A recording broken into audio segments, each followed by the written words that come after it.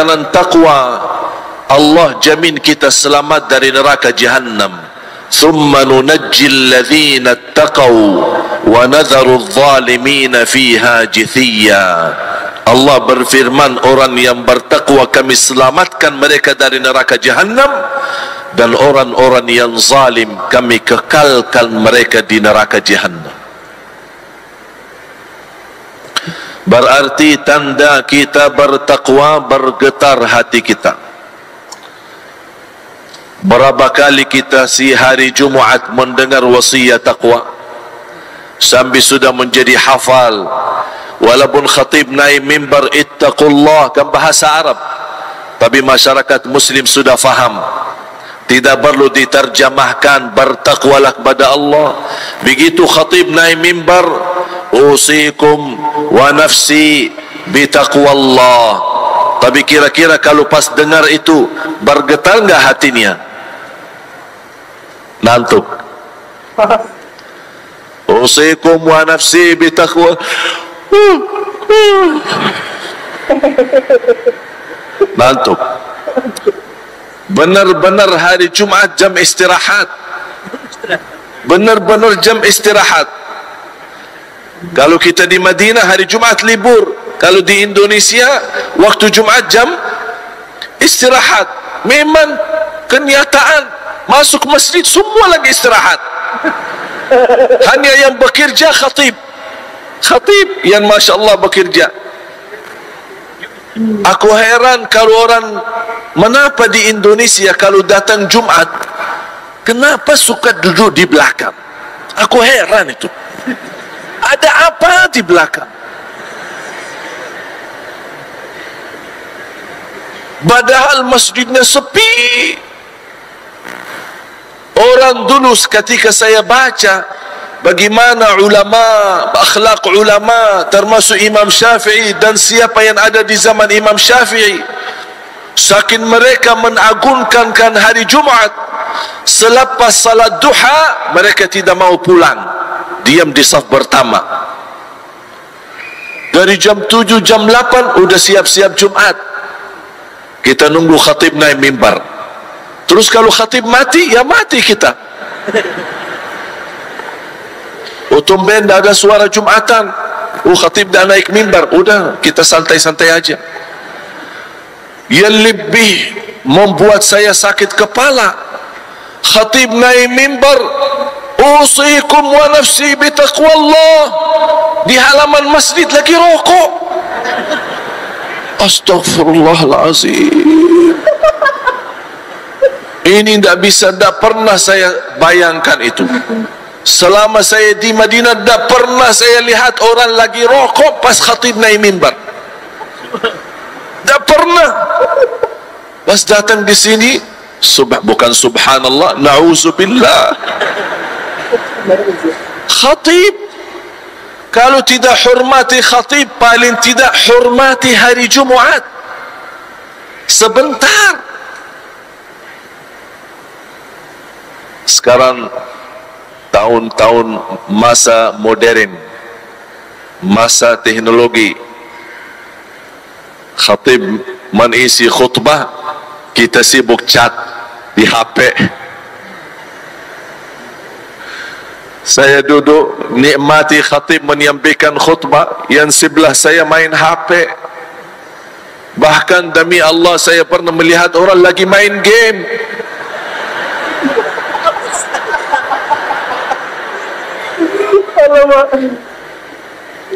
Saya ingin nugur, tapi saya ingat kalau berjakab-jakab batal Jumat.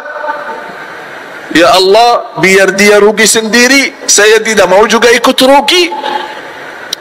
Habis Jumatan dia salaman, saya megang tangannya. Enti juga berani lagi salaman sama anak?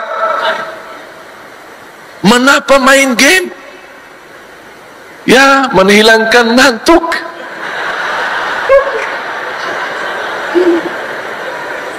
La hawla wa la quwwata illa billah. Mohon maaf jamaah sekalian, saya bukan bicara kesalahan, tapi harus kita malu. Kalau sudah posisi Jumat seperti ini, tidak kita hargai, kita tidak muliakan, tak bakal Allah menghargai kita. Biar Indonesia umat Islam terbesar sedunia, tapi di mata Allah tak ada artinya. Karena Jumat bagi kita tidak ada artinya. Orang rata-rata datang telat, orang rata-rata tidur, belum lagi ngobrol, belum lagi anak-anak kita. La haula wa la quwwata illa billah. Ya Allah, saya sedih. Saya sedih. Sebelum saya lanjut, boleh enggak saya bicara jujur? Boleh ya? Tapi diterima ya?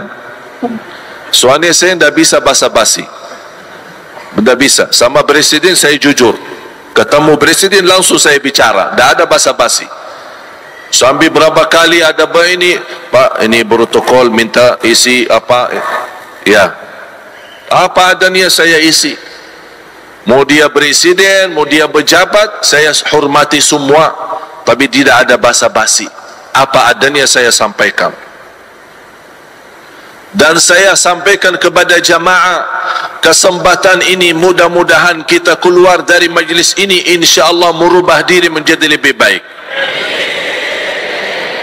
Subhanallah, aminnya semangat.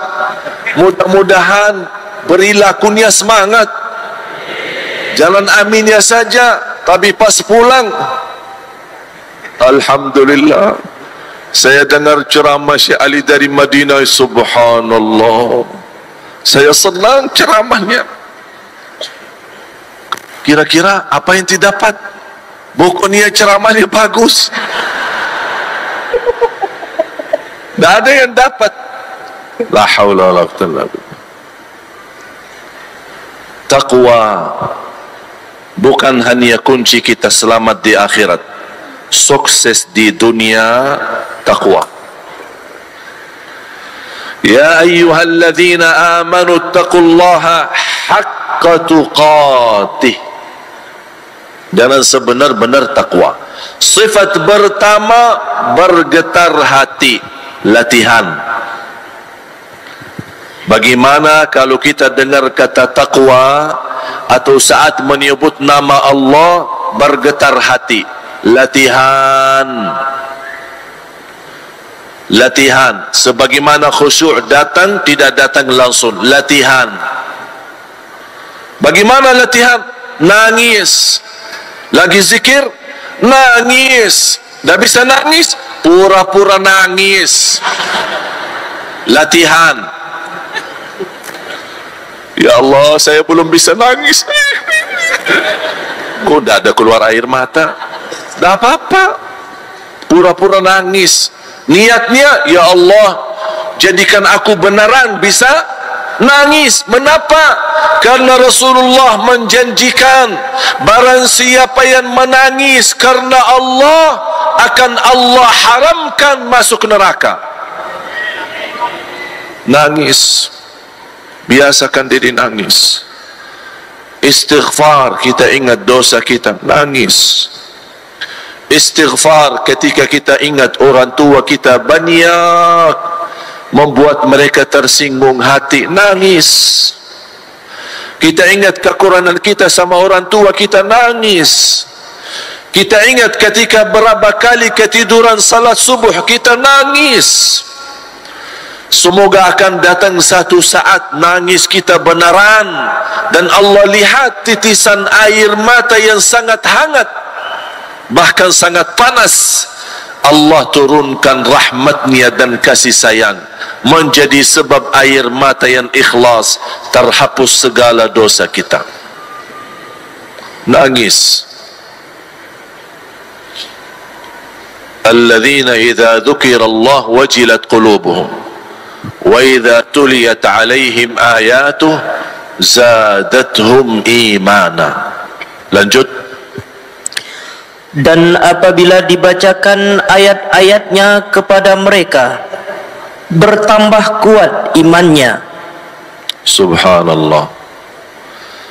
Kira-kira kalau pas baca Al-Quran, tambah iman atau tambah ngantuk? Dua-duanya ya. InsyaAllah dua-duanya, ngantuk dan juga insyaAllah ada iman.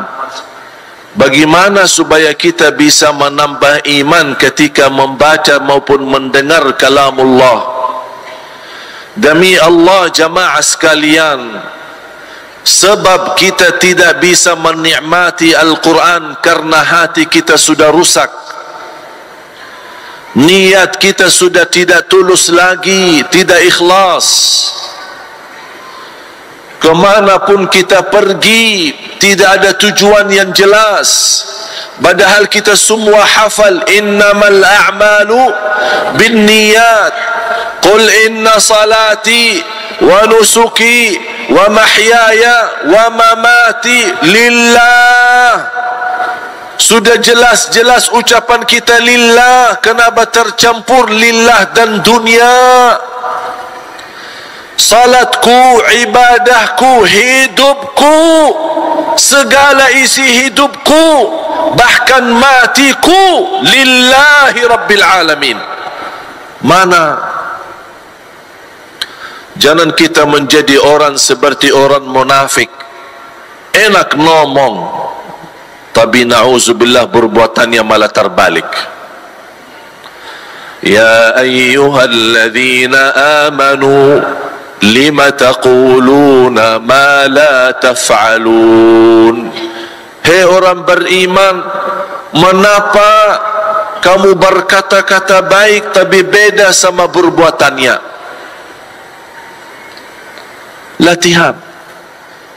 Saya yakin kita tidak ada yang bisa sempurna, tapi ada tanda ikhlas, ada upaya, ada ikhtiar ingin merubah diri menjadi lebih baik. Sungguh akan Allah berikan pertolongannya supaya menjadi lebih baik. Bapak Ibu, Allah tidak keberatan memberi hidayah untuk kita semua. Allah tidak keberatan menjadikan hati kita semua sama dengan hati Nabi Muhammad. Allah tidak keberatan menjadikan kita punya jiwa yang suci dan bersih. Tapi kalau Allah berikan semuanya, apa kelebihan kita sih? Kelebihan kita apa? Kalau Allah berikan semua, terus apa yang kita beri kepada Allah? Kalau sudah hati bersih, suci, jauh dosa maksiat, Allah bisa menjadikan kita semua orang murni, takwa, salih, salihah. Allah tidak keberatan. Tapi Allah membiarkan kita berjuang supaya terbukti siapa di antara kita yang sungguh-sungguh beriman sama orang yang munafik, sungguh-sungguh yang jujur sama orang yang berbohong.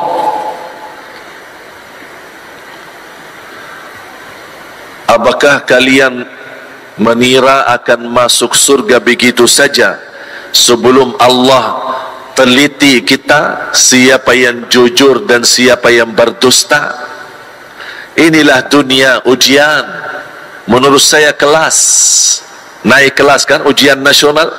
Faham ujian nasional? Ini ujian internasional, bukan nasional lagi. Ini ujian.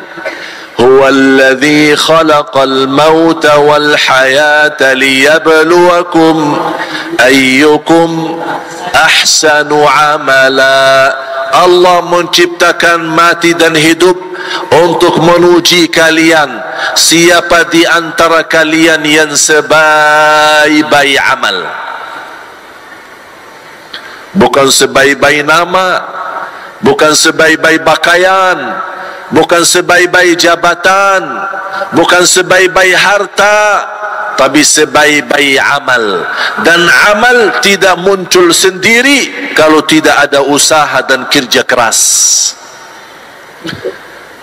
Saya pernah bertemu sama tukang jual makanan, suka keliling dari rumah ke rumah. Teng teng nasi goreng, teng teng goreng. Pas masuk waktu Isya, saya ajak beliau, Pas saya ketemu, pasti jalan menuju ke masjid. Ayo mas, temanin kita ke masjid, nanti lanjut cari rezeki biar berkah. Aduh, ini Habib, baju saya, celana, banyak alasan. Celana saya kotor, tidak ada yang jaga ini. Terus tidak salat, InsyaAllah salat. Terus maghrib tadi sudah, jujur Habib belum. Terus Isya mau salat, maghrib aja belum. Bagaimana ente? Maaf, baju saya kotor.